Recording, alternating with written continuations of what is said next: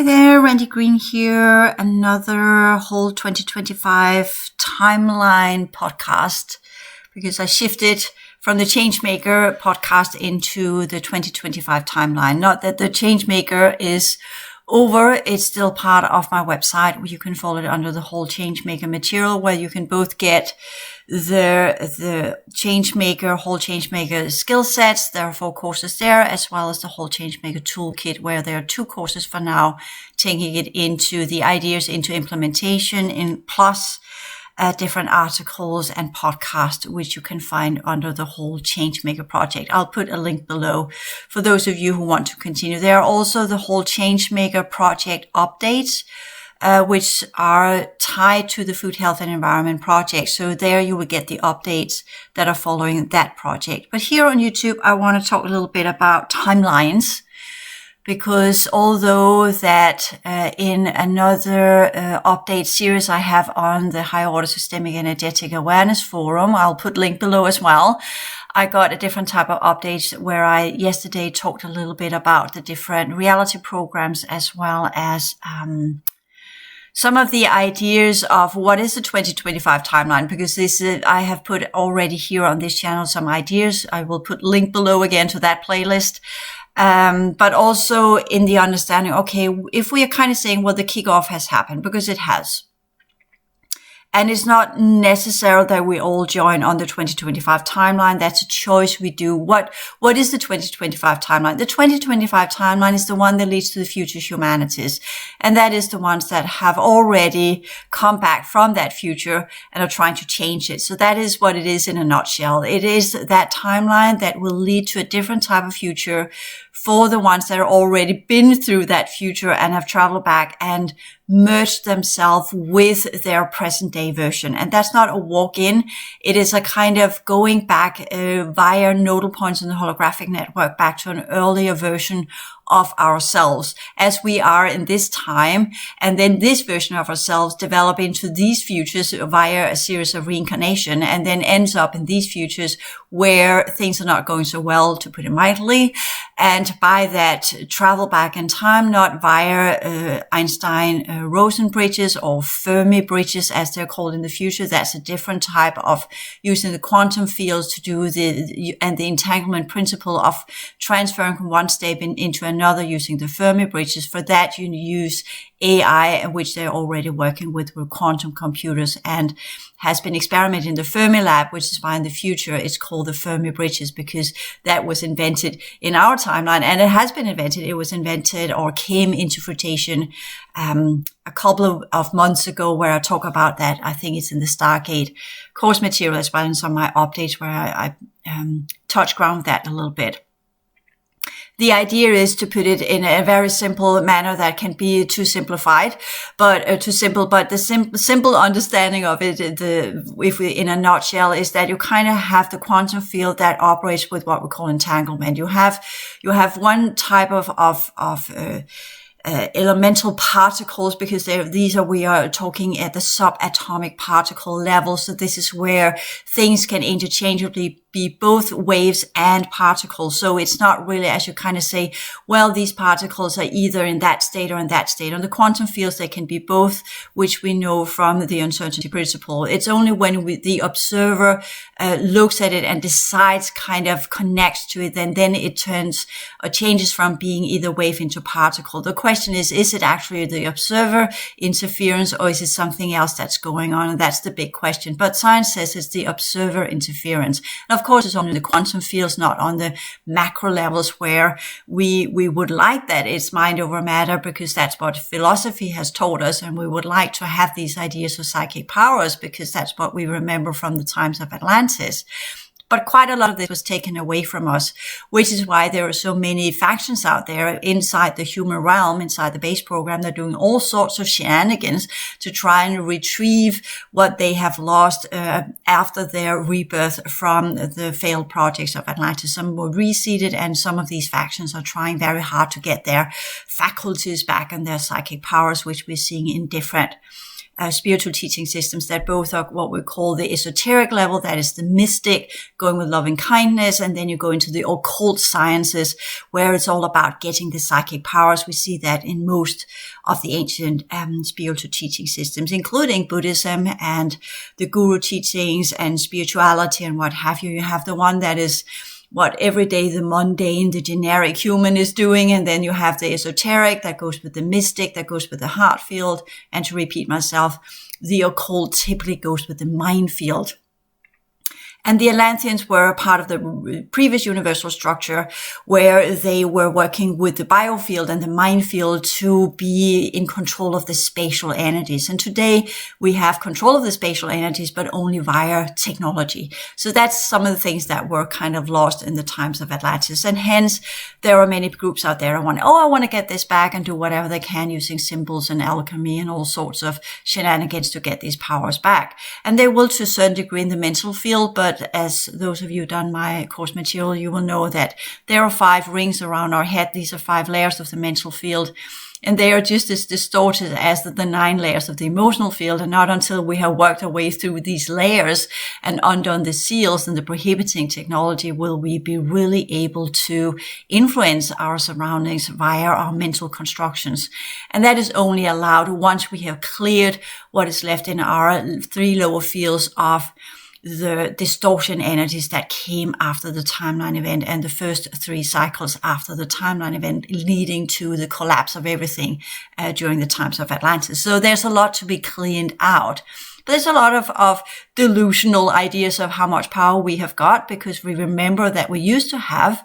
And then there is this what's called inflation of previous versions of ourselves that comes in and tells us we can do this, or it can actually be energetic parasites. It could be a lot of stuff that deludes us to believe that we have more power than we actually have. Hence, in all teaching systems that go with the mystics and the heart field is loving kindness and being humble. And the most important thing are not the psychic powers, but the most important thing is the loving kindness and how to be inclusive and how to treat all living being with as little harm as possible.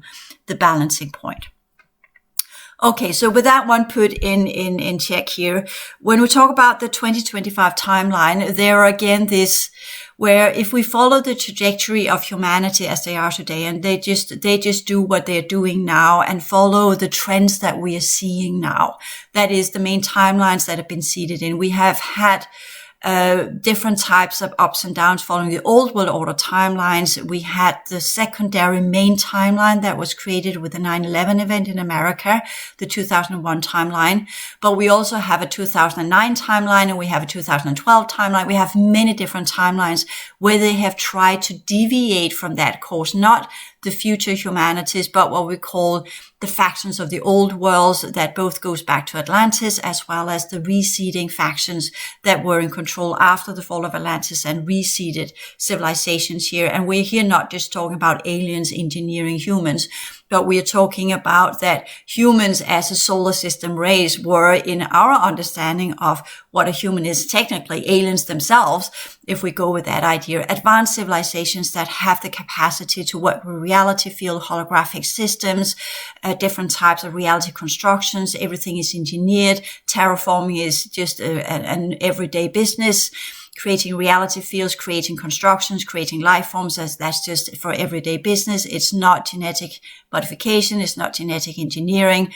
It works in a different way. Once you understand the density energies and the holographic principles of reality and how consciousness can adapt and work with different forms of fields, from where you can create different types of complex information systems and all of that, science unravels and unfolds, then you begin to understand that what we perceive to be difficulties are only because we are in what was called an enclosure. That's kind of a quarantine zone for the ones that were hit hard by the infection, and by that have been put into these lower fields where there's a lot of restrictions to what we can do and cannot do. And that it has, of course, in the time of the hijacking of the Dracos 15,000 years ago, has been changed into being an enslavement system instead of actually being a restoration transition system. So that is where that one changed. And that's why we are in the predicaments as we are now, and the issues that we're dealing with now in this awakening or reconstitution or reconfiguration process, as I prefer calling it. So we are trying to get back to what we once were, but we are up against what we call a re-engineered 3 lower fields that are working alongside and in conjunction, as well as in alignment with the reality program we are part of. And that's not the original restoration programs. The original ones were called for the 4th cycle, as well as for the 5th cycle races, the reseeding after the fall of Valentines, and different steps that they were to go through to activate their potentials. And the 4th seeding were all about the heart field. And that's where we have got most spiritual teaching systems today are connected to the heart field, learning what we call loving kindness, compassion, inclusivity, and the Kali Ka code, where we all work together to lift the reality field for the highest good of the many, working as a team to sort the issues in with all of our capacities, where we align the inner outer human with our template, original template structure, and integrate that into the what was called at the time the operating vessel or the restoration vessel, from where we will reignite our original energy system and could leave via the restoration program gate systems. This is some things I teach in the transition science material, touching grounds with how that works and what we are to do to achieve that solution. There were other humanoids here that chose a different type of solution, which we know. But in my opinion, most of what's left of the spiritual teaching systems are connected to the 4th cycle. So for some, this is the path out, because they never got to the 5th cycle.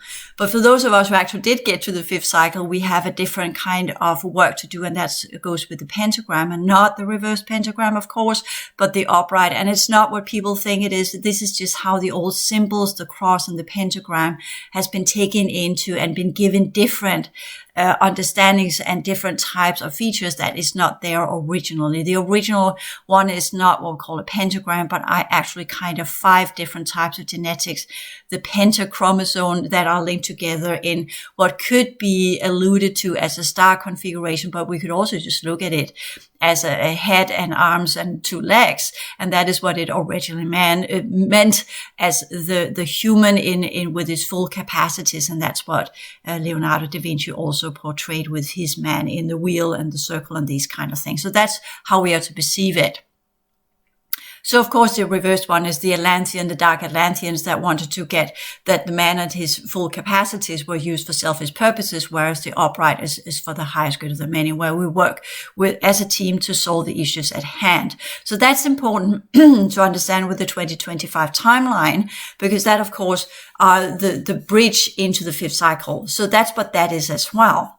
So we're having 2 different things that goes with the 2025 timeline here. We have that it is people from the future that have come back, people from this type of civilization that has followed what was left of these, what we call artificially created timelines, the 2001 timeline, the 2009 timeline.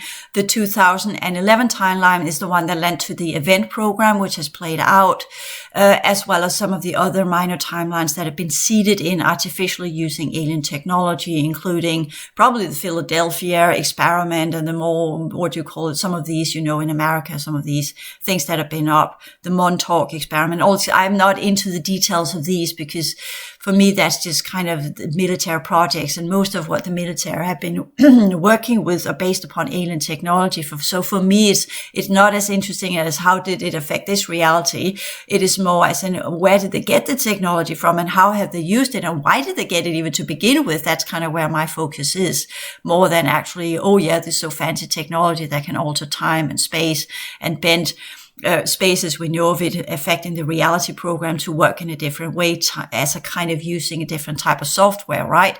So the program, the computer does things that it shouldn't be doing or change from being what we call a manifest, 3-dimensional quote unquote type of machinery, and via these alien technologies suddenly shift into a 4th dimensional feature where it can operate via the principles of entanglement or something crazy like that. So that would be for me, if we talk about the Philadelphia experiment, that would be for me the first experiments with the quantum bridges. To put it that way, implementing that, trying to implement that, transferring large physical objects from one spot to another spot and see if using the quantum bridge to do so, and not a wormhole, because for me, space-time cannot be bent, because the principles of Einstein does not apply to reality as it actually is. He works from within the base program, linear thought processes, and for me, that's not how the true reality dynamics work. So hence, there are no bending of space-time, because space-time doesn't exist. But there are what we call fields within fields that have nodal points and holographic structures from where code streams can be activated and manifested and unfolded. And these are some of the sciences that the alien crafts are using when they manifest into our reality. So there are things that we are on the beginning of and the brink of learning, and then there are other things that humanity will pick up along the way. And as always, because we don't really know what we're dealing with, then some of the seeded in futures from the use of alien technology leads to some pretty unfortunate futures, that the ones that went through that path and went there decided, no, we need to go back to who we were here and make things differently. And that also means going further back in time, hundreds and hundreds of years back in time, to some of the earlier versions of who they were there, and changing the DNA already back then.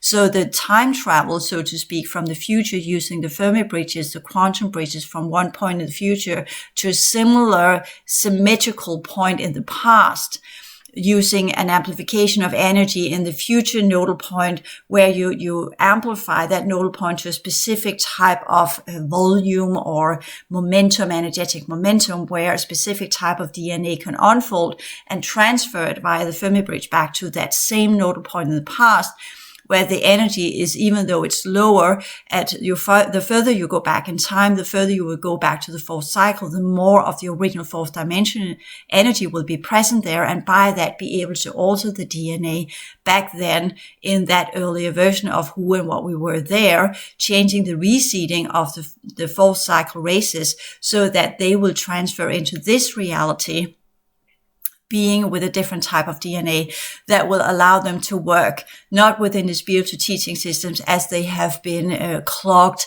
and distorted into what they are today, but the original version of, okay, this is to reseed and re-amplify the heart field and the understanding of inclusivity, the understanding of acceptance of differences, the understanding of that each and one of us has something to offer that is unique for the unity of the entire civilization. How do we amplify that in a positive manner? Of course, there are other factions from the future that have done the same thing on the other side of the polarity game for ill, of course, and teaming up with the Dark Atlantean factions. So that's where we are now in this weird momentum of the trying to ignite the 2025 timeline that will lead to the correct, more prosperous, inclusivity, non-segregative, non-separatistic futures where we are all working as a civilization under the same umbrella of understanding that this is a teamwork. We need to adapt who and what we are into our highest potentials, including our reality field for the highest good of the many,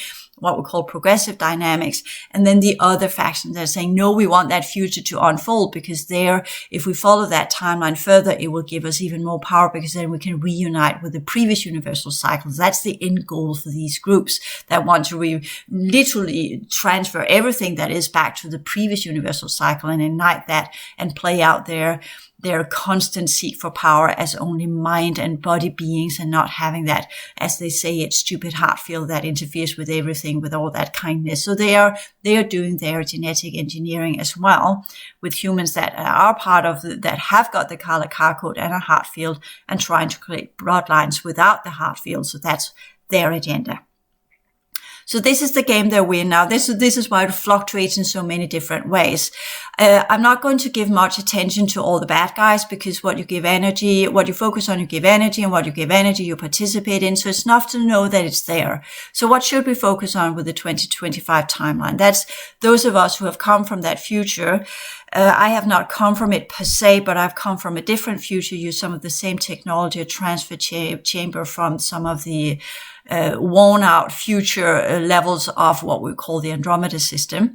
using some old technology there to get back in here. So we are all here trying to fix things in a different manner and from a different level of understanding, so that these futures would not unfold. And that's aside from also operating and clearing the past, because the past is what leads to the now, and the now is what leads to the future. So we need to clear the past to be able to change the now. And as we change the now, we will, per automatic default systems, change our energetic vibration, which will then lead who and what we are to a different type of co-stream or timeline structure. And that is what I talk about both in the transition science courses, all 7 of them, how to do that, create a transformative energy system, how to work with spatial energies, how to work with the background energies that constitutes foods and our home and our energy system and our body and everything that we are as part of the spatial energies, using our psychological capacity to transform energy via the vibrational field. And then going into the template science is where I talk about how we begin the activation process of our template consciousness units to enable them to descend into our mental field and our emotional field. But not until our emotional field is created in its right manner will we begin to truly integrate our consciousness potentials, because that's one of the blocking systems that were put in the 4th seeding, so that the ones that were falling quite rapidly during the time of Atlantis, they got reseeded for whatever reasons and purpose.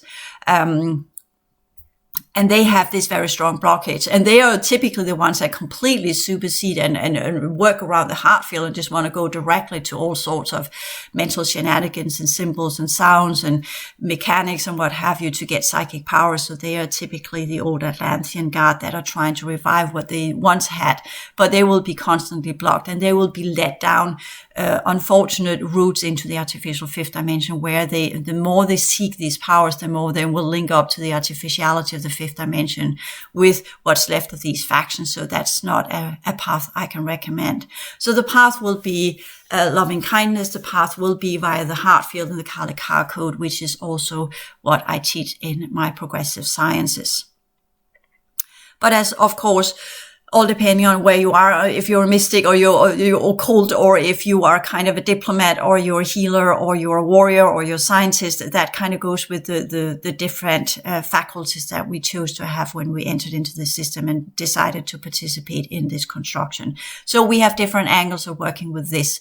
None of them are better or worse than the others. These are our capacities, and that's the exploration journey that we are to unfold. And I would say, in my perception of the 2025 timeline, what goes wrong in that one is that people have not activated their higher order understanding of reality, and they have not activated the level of this needs to be inclusive. This needs to be something where we're all equals and see ourselves as equals, all contributing to what's going on, as we typically, as one of the analogies that I don't know, it's probably been used other places as well, but this is from when I was operating within the Danish thought forms, is that kind of, yeah, you have the head and you have the brain, and the head and the brain might think that because it's on the top level, it's the one that controls everything, and it does to a large degree.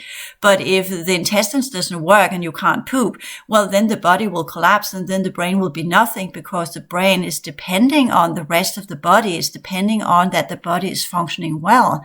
Because if the gut system is not working well, then the brain will not be able to clear out its residual energies from daytime, for instance. It will not be able to process any information. If you're constipated, it affects your entire system, and eventually it breaks down. So the brain is nothing unless it has a body. So that's also important to understand when we talk about the mind field and the body. Yes, you can have a mind field and a body, and it can work together. But if you run it too hard, then the heart stops. So that's what we're also seeing. So the heart needs to be taken in to whatever we're doing as well, because without the heart, the mind and the body doesn't work at all. So that's where whenever we talk about is it mind over matter, no, that's kind of whipping the horse to make it do something that it doesn't want to do. Eventually it will die of all that whipping. So that's when we talk about stress and other things that are breaking down the body. So the nurturing kindness has to come in. The heart field must be activated. The heart must come in. The psychological processes and understanding of self and others must come into play. The psychodynamics must be part of who and what we are. Emotional intelligence. That's the first step. And then the next one is what we call spiritual intelligence.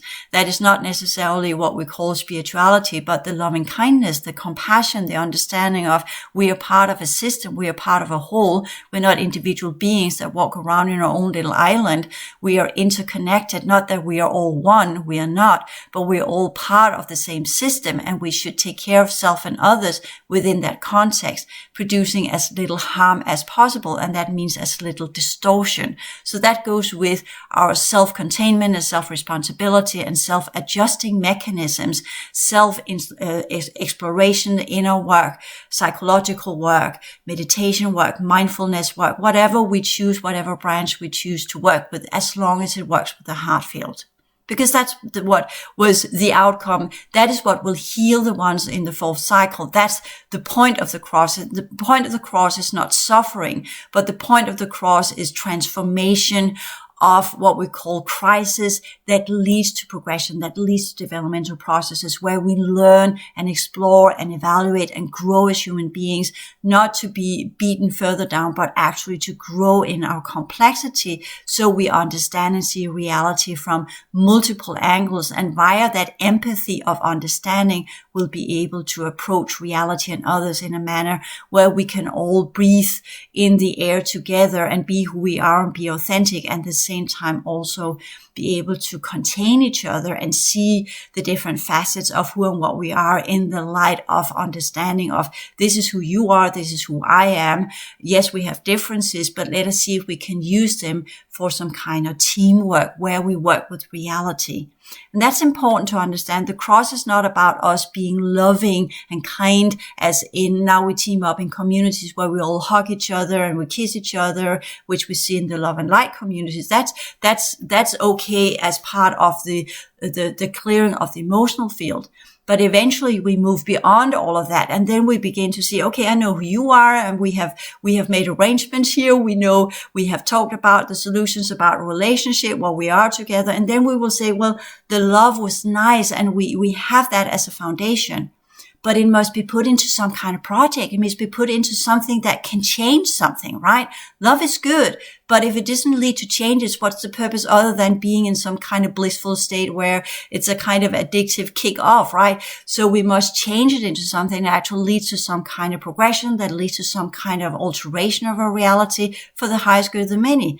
That's the true understanding, in my opinion, of compassion and loving kindness, to understand that we have that as a natural feature. So we are able to meet each other where we are and accept who and what we are. And if not, we communicate about it and we find solutions to how can we then work better together without having to hug and kiss each other. If there is the connection of kindness and love and inclusivity, then that's good, but that's not what we're seeking. But we are seeking to understand how can we work together to solve the issues at hand. And for me, that's the first important step of the 2025 timeline to get us there, where we understand that the heart field is not about connecting in love and light alone. It can be part of it for some. For others, that's most the fourth cycle community oriented people of the fourth cycle. They were the ones that were seeded into these tribes, these communities were the ones that really needed to learn how to operate with other life forms and not to be enormously selfishly oriented. So that's a kind of where the ones that are really into this whole loving kindness, some of them actually have gone through quite a lot of crisis and a lot of suffering to get to that point, because they originally were a little bit of some kind of jerks and bastards during the times of Atlantis. Not all, because there were others that chose to be that, so they would be the way showers.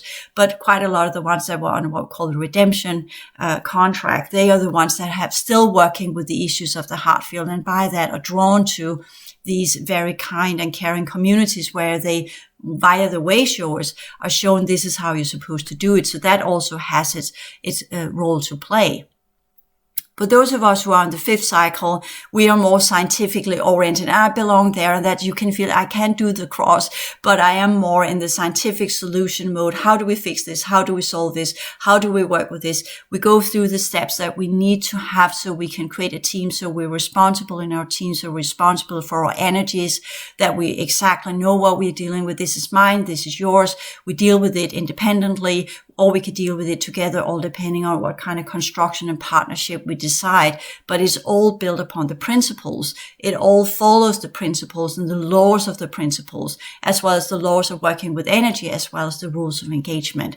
And that's a different aspect of the heart field, where you go out of the whole loving kindness, which is a feature you have to get through the fourth cycle. But then you get into the fifth, and there you've learned all of that. So naturally a part of you that you always choose the least harmful path. You always choose that path that leads to the highest outcome of all involved, whatever that means. And you understand and you discern the difference between here I need to do this, here I need to do that. So you are in this situation in situ with whatever comes your way. You work with that type of energy to transform it, or to transcend it, or to nullify it completely. And you know exactly which is the right approach, because you have practiced that through your different developmental processes of the cross, through the different crises where you have learned how to develop your emotional field back into the vibrational field, how you have learned what compassion actually is, how you learn where to use loving kindness in the right manner, and not just as a kind of one fit all. If I'm kind and loving, then nobody will harm me, learning that this is not how it actually works. But these are processes that people must go through different types of experiences.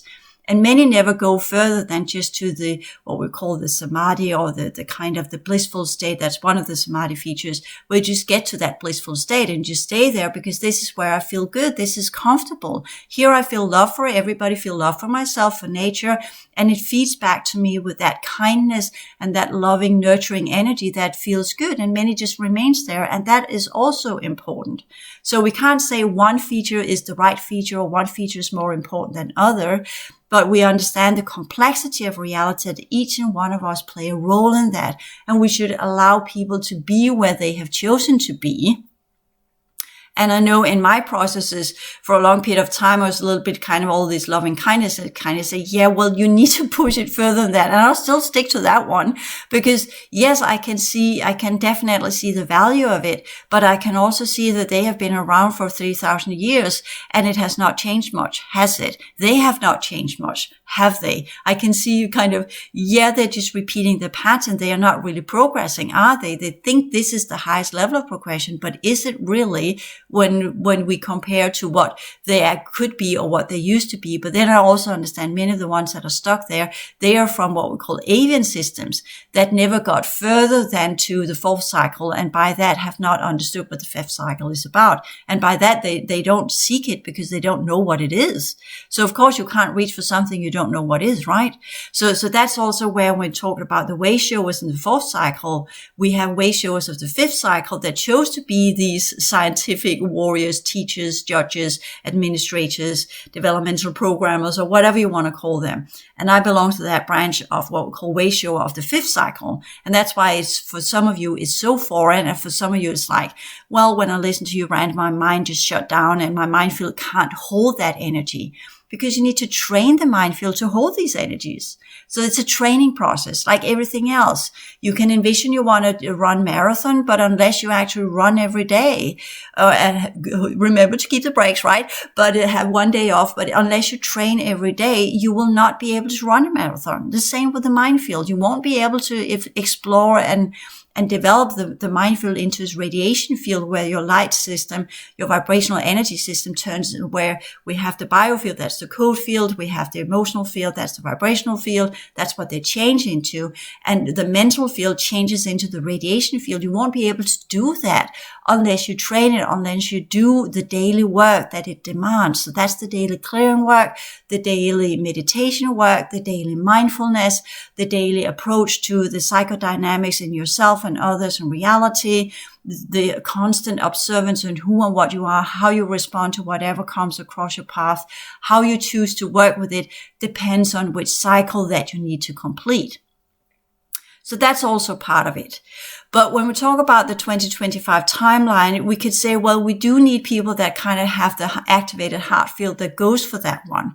And in the first run through, which is how it's called, when before the travel back in time, that's the first run through, they went into the 2025 timeline on the artificially created timelines we already have.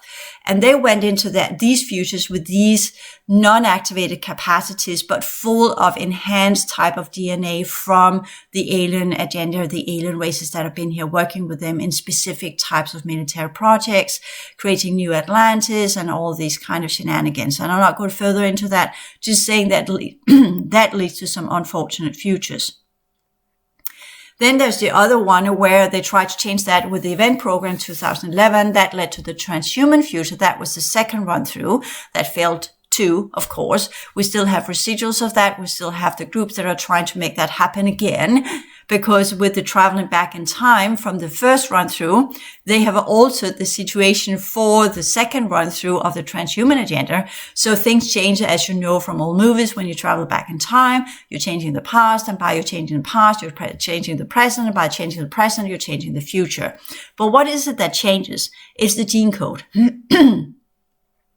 So the purpose of traveling back in time is not to change reality per se, but to change your gene codes. So that's the target of time travel. That's the target of the Fermi bridges.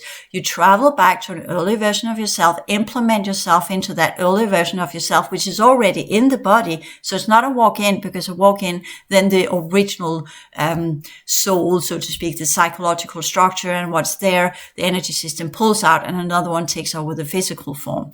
But here we're talking about emerge, where the ones from the future come back and merge with who they are. They are working their way back. They're taking an orb of future genetics transferred via the Fermi bridges back to who they are on that nodal point, on that timeline, and begin to alter their genetic composition to activate the heart field. Or for the ones that are doing the dark stuff, activate the mind field in a different direction. So that's the game we're in now. That's the 2025 timeline, where those of us from the different futures have traveled back, both the transhuman as well as the first run through under the dark military projects, trying to keep them. And then those of us who were not on board on these futures have traveled back to try and change that and activate ourselves to our higher potentials in a quicker rate. So that is also part of the 2025 timeline, where those of us who we have, of course, been targeted, because most of the time where we do this merging with who and what we are, it can only be done in steps. So portions of it could be put in when we were born. Other portions could be put in different types of situations when we were 4 or 5 years of age. Other things are at 7 or 8, other things at 12 and 13, other things around 16, 17, other things following more or less the dynamic structure of the evolutionary unfolding of the brain capacities, because it goes in different steps. It has a different kind of unfolding dynamics that releases what we call the gene code configuration to activate the brain potentials in different variations. And that's the target of going back in time, to alter that activation potential of the brain. So instead of having the more primitive mammal unfolding of capacities in the general human, generic human, mundane human, as we've seen, where everything goes a little bit slow, these that have traveled back and merged, they put a higher quanta of their original future genetics that they have modified for the purpose back in the earlier version of themselves, both when they are in the womb of their mother, as well as when they come out, as well as the quicker they can activate the brain potentials, create a personality structure that is strong and solidified in an early age. We're here talking before language kicks in, so you're already very vividly, actively part of the body. These children, they are already there. I see that firsthand of personal experience, how they literally, when I remember my own daughter, how she came into her body, how she did it was completely different with some of the kids I'm seeing now. They are so stubborn. They are so determined. It's like they are practicing the same unfolding of a motoric or a motoric feature again and again and again and again until they master it. It's like they do it within 2 weeks. It's amazing to watch, seriously.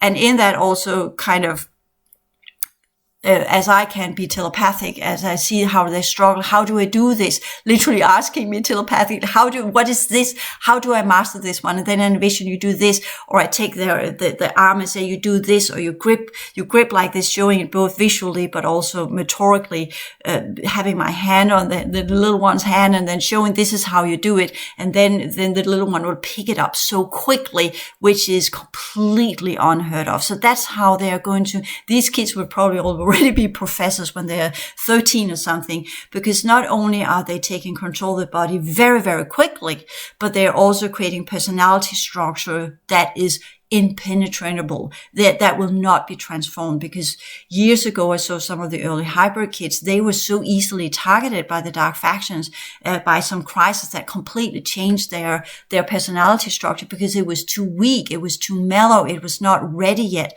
So the new kids that are coming in, it's a full package almost from the moment that they begin to take control of the body, which is theirs. It's just an early version of themselves. So it's not a walk in. They're not taking anything that's not there. So you're just merging in with something that is them, but in an earlier version, and expediting the expansion rate of the neural network, as well as the central nervous system, as well as the peripheral nervous system, as well as how the motoric system controlling the entire body in a completely different way. And then at the same time, having this very strong personality structure says, you cannot mess around with me because I know what I need to do. And you either help me or you are in my way. So that's kind of what these kids are. And as a parent, I think that's quite of a mouthful. But for me, as a scientist within genetic engineering, which were one of my features in the workstations, that is enormously interesting to observe and look at that and say, whoa, they really nailed it. But how did they nail it? Well, technically, they have traveled back so many times, trial and error, that it's almost ridiculous. So they have finally got it. And the ones that are coming in now, they are much, much better at it. We know from the crystal children, the indigo children, all the different project kids that have been here trying to alter the human DNA, all sorts of teaching systems that are supposed to support this that have failed. And in that, what they have come up with now is yes, we don't need outer circumstances anymore. We build it all into that one package. And then it unfolds in unpredictable rates that not even the AI, the transhuman agenda, can target by scanning different timelines and scanning different properties of that physical form. These AI technologies that go in and scan the entire genetic structure and play out all the possible scenarios of future manifestation processes, or what we call organic, bioorganic unfolding of the DNA into certain properties and features of capacities that will lead to certain ways of working with reality and timelines and code streams. That's part of both the new Atlantean, but also the transhuman agenda and their AI and everything that they're trying to put in to block us from ultrafolding our potentials.